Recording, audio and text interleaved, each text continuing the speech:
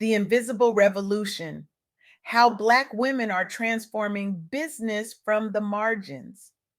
Thank you all for being here today. I'm honored to share with you a conversation that fundamentally shifted my understanding of entrepreneurship in America. Recently, I had the privilege of sitting down with Kristal Joiner, whose groundbreaking research has uncovered what can only be described as an invisible revolution happening right beneath our collective radar. Crystal isn't just a researcher. She's a visionary who has dedicated her career to documenting the untold stories of innovation and resilience that traditional economic narratives overlook. Her meticulous data collection and fearless truth telling are quite literally rewriting our understanding of who drives the economic transformation in this country. What she shared with me didn't just surprise me, it shattered everything I thought I knew about entrepreneurship, power, and possibility in America. We've all heard the entrepreneurship stories that dominate our culture: the college dropout coding in his parents' garage, the venture backed Wunderkind disrupting industries before turning 30, the inheritance fueled risk taker with family connections opening doors. But what if I told you these stories aren't just incomplete?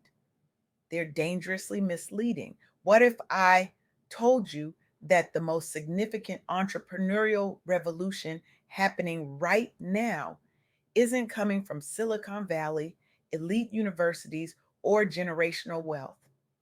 What if I told you that Black women, yes, Black women, are not just participating in America's entrepreneurial renaissance, but are actually leading it?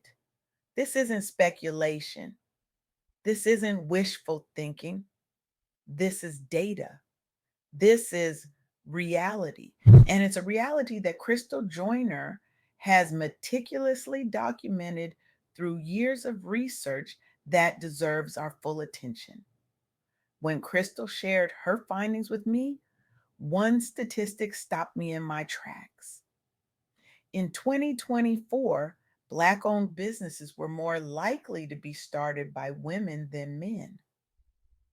Black women are outpacing other demographics in launching new ventures despite facing some of the most significant barriers to entry in our economy. Let that sink in for a moment. The group that has historically had the least access to capital, the least institutional support, and the most systemic barriers is now leading the charge in creating new businesses across America. This isn't just interesting, it's revolutionary, and it completely upends our conventional wisdom about entrepreneurship. We've been told that entrepreneurship requires privilege, that it requires connections, that it requires a safety net. But Black women entrepreneurs are showing us a different path. They're demonstrating that sometimes entrepreneurship isn't born from privilege, but from necessity. Not from excess, but from exclusion. Not from comfort, but from crisis. In April 2025 alone, over 106,000 jobs held by Black women disappeared, even as national employment grew overall. Think about that contrast for a moment. The economy was expanding, but Black women were being pushed out. What happened next defies conventional logic. Instead of retreating, instead of despairing, thousands of these women pivoted. They launched consulting businesses, they opened online stores, they leveraged skills they had developed over decades of professional experience and transformed them into independent ventures. Many had already been building side hustles alongside full time work, not because entrepreneurship books told them to, but because wage stagnation and workplace discrimination had made it necessary for survival. When layoffs hit en masse, these side projects became lifelines. This isn't the entrepreneurship story we typically celebrate, but perhaps it should be. Because what these women are doing isn't just building businesses, they're redefining resilience, they're reshaping communities, They're revolutionizing our understanding of what entrepreneurship can be and who it can serve. Consider Catherine Finney, whose remarkable journey Kristal documented extensively. Catherine began with a fashion blog called The Budget Fashionista, but she quickly recognized a systemic problem. Black women entrepreneurs were receiving virtually none of the venture capital flowing through the economy. Most people would note this disparity and move on. Catherine did something different. She used her research skills to document these funding gaps with hard data. She built platforms like Digital Undivided and later Genius Guild, specifically designed to support Black women entrepreneurs. The result? Her work has helped secure over $100 million in funding for Black women led startups. She supported more than 2,500 entrepreneurs who might otherwise have been overlooked by traditional funding sources. One woman, one clear vision, thousands of lives changed. But here's what's particularly fascinating about the entrepreneurial revolution Kristal Joiner has documented.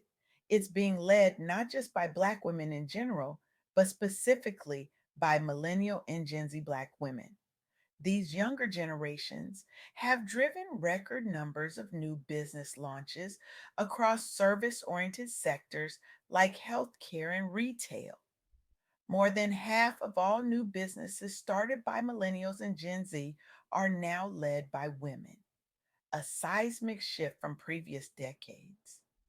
These younger entrepreneurs benefit from higher educational attainment than previous generations. Many launch businesses after building substantial experience in corporate settings. They're not naive dreamers. They're seasoned professionals who've seen the limitations of traditional employment and chosen a different path. They're creating vibrant ecosystems within service industries. They're setting new norms around inclusivity in entrepreneurship spaces. And they're redefining what leadership looks like for future generations. But let's be clear about something. This entrepreneurial revolution isn't happening because the playing field has suddenly leveled. Far from it. The data Kristal shared with me is sobering. As of 2025, only 2.3% of venture funding goes to female only founding teams.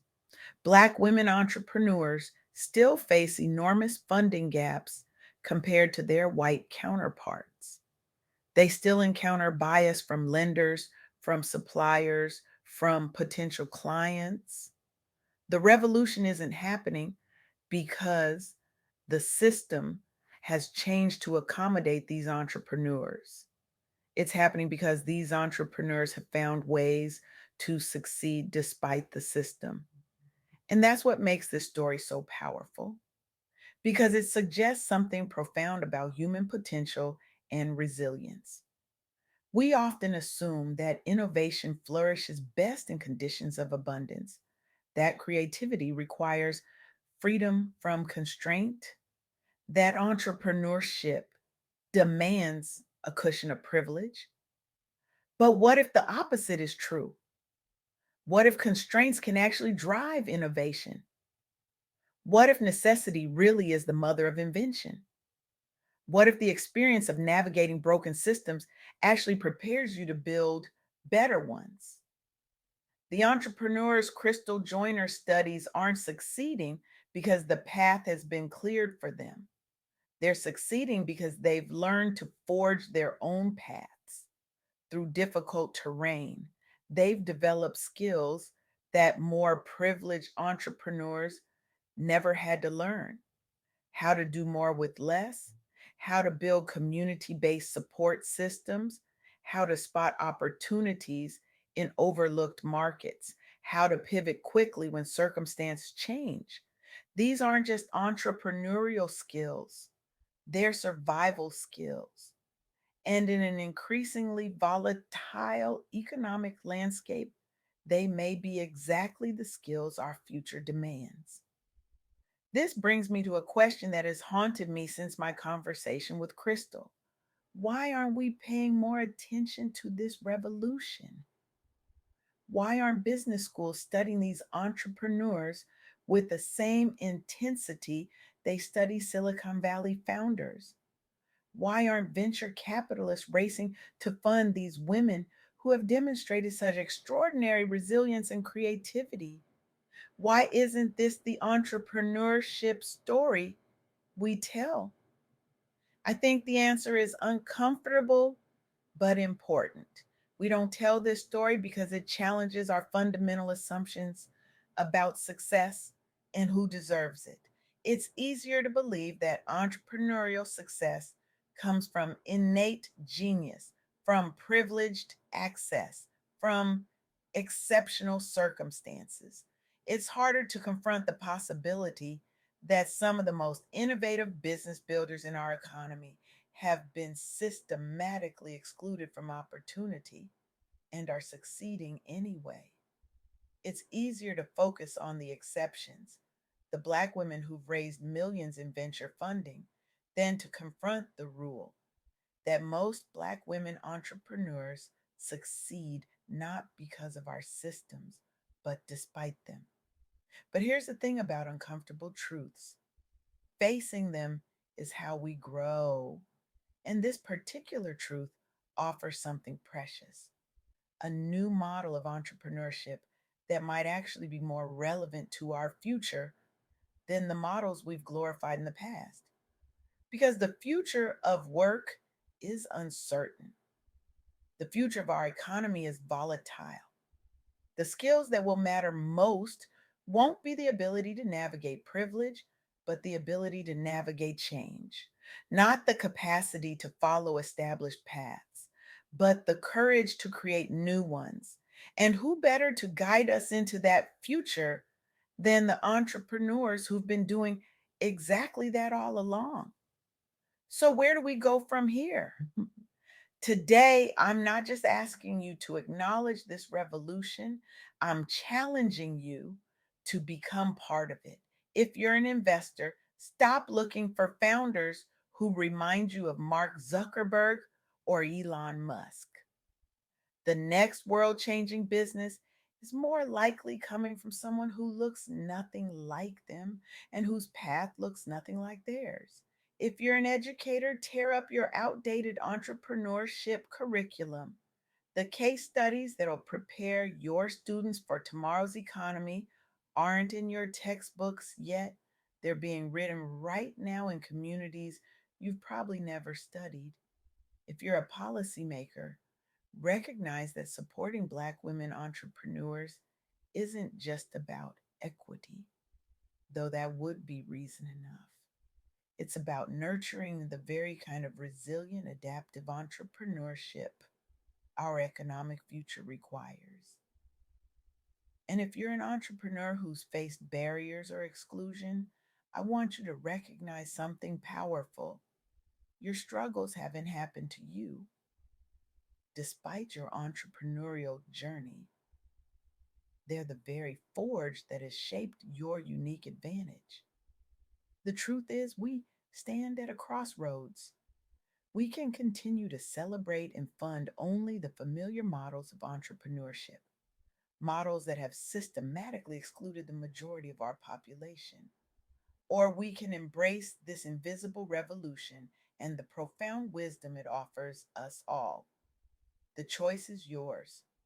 But make no mistake, this revolution will continue with or without your recognition. The only question is whether you'll be part of writing the new story of American entrepreneurship or be left behind clinging to the old one. The entrepreneurs Kristal Joiner studies have already made their choice. They're not waiting for permission or recognition. They're building the future right now, one bold, necessary venture at a time. What will you choose? Thank you.